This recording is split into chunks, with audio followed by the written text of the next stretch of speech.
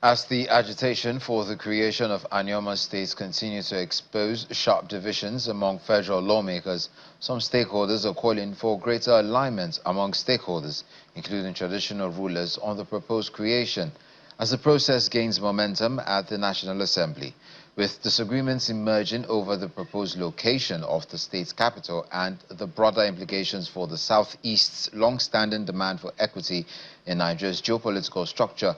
The media director for Anioma State's Creation Technical Committee, Barrister Tonya Oganna, believes that Anioma already possesses sufficient infrastructure and economic capacity to function effectively as a state, while also contributing significantly to national revenues. Chief, for the record, your name and designation. Chief Barrister Tony Ogana. I'm the media director, Anioma State Creation Technical Committee, and my overall supervisor is Senator Ned Nwoko. And of course, his supervisor is Akpabio, and Akpabio's supervisor is Mr. President Asiwaju Bola Ahmed Tinubu. Okay. Well, why this creation of that state? Why what? Why the creation of that state? And how optimistic are you? The quest for the creation of Anioma State has been long-standing for over 70 years, and it's supported by virtually every sane Anioma son and daughter. The challenge only comes when it comes to moving us to the southeast. That's where the challenge is. And then some people have been carrying the rumor against my senator that he wants to move the capital from Asaba to Olu. That can be true. One of the biggest landlords in Asaba today is Senator Ned Nwoko. Either through his firms, and there are several of them, I'm a lawyer, I helped him oversee some of those purchases, and even in his personal name. So does it make sense for him to remove the capital from where he has his investment to Olu? That, in my opinion, not as cosmopolitan as Asaba, that has everything: the airport, the schools, the three arms of government, legislature, executive, and judiciary, who have everything represented there. It doesn't make sense. But just because it's Senator Ned Nwoko that's crusading and currently orchestrating it, a few people who've marked out of the over 70 royal fathers, we've marked out 3 of them already. And at the appropriate time, I'll make those names public. People who don't want Anioma's sons and daughters to progress, people who don't want jobs, because a new state is about new opportunities. It's a new vista, it's a new level for everybody, for the rich, the super rich, the average, the poor, and the downtrodden. I'll tell you how. Employment. The first thing that will happen is that once the state is created, civil servants in Edo State, in Delta State now, who are not of Anioma extraction, will naturally move to Warri. Warri will be the capital for Delta State. Those of Anioma extraction will remain in Asaba. Those vacancies will have to be filled. More local governments will be created. More secretariats will be built. It's about contracts. Now, not just the contractor will benefit, but the women supplying the food, supplying the water, the hoteliers, the species supplying the sand, the gravel. It's a win-win-win for everybody.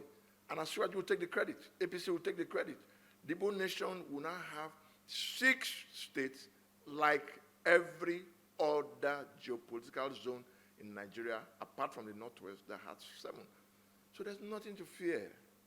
It's win-win-win. We are Igbos. My name is Osita. Their chairman, who has been crusading against it, his middle name is Ifeanyi. Ifeanyi Nachuku, which happens to be the name of my only son, means nothing is too difficult for God. The same man, when he was running campaign under PDP as Vice President to Atiku, said he's an Igbo man.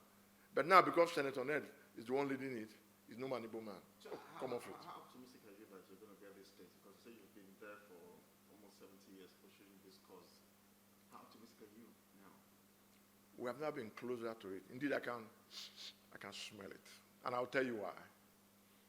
The number 3 citizen of Nigeria, Senator Akpabio, a lawyer, former governor of Akwa Ibom State, has said the Senate will pass it. It has passed the first reading. It has passed the second reading. We are with the 3rd reading. After that, there will be a concurrence with the House of Representatives. Now, what betide those Anioma citizens who represent us at the House of Reps that will sit down and say they don't want Anioma State? Then they will go down, not only in history, but especially in the Guinness Book of Records as people who voted against the welfare, against the development of the people that sent them. And our Anioma sons and daughters, our rural fathers know how to deal with such traitors. But right now, we're optimistic, we're excited about it, and once we get the state this year, the state has to come this year, so it doesn't have to look like a mere political gimmick to get Anioma votes. And Anioma votes are substantial, they're over 2 million. Once we get the state, we will naturally tell Asiwaju, we will naturally tell APC thank you by voting them all the way. The challenge will come, God forbid, if we don't get it this year. Because then, the opponents will say we're using Melly to Ghana votes. But God forbid that. It's something close to our heart. As a child, I used to go to Anioma meetings with my father in his old Zephyr car. He put me there and I was bored. I said, why is this one taking me all about to discuss politics about Anioma? I'm not interested. I was in my teens then.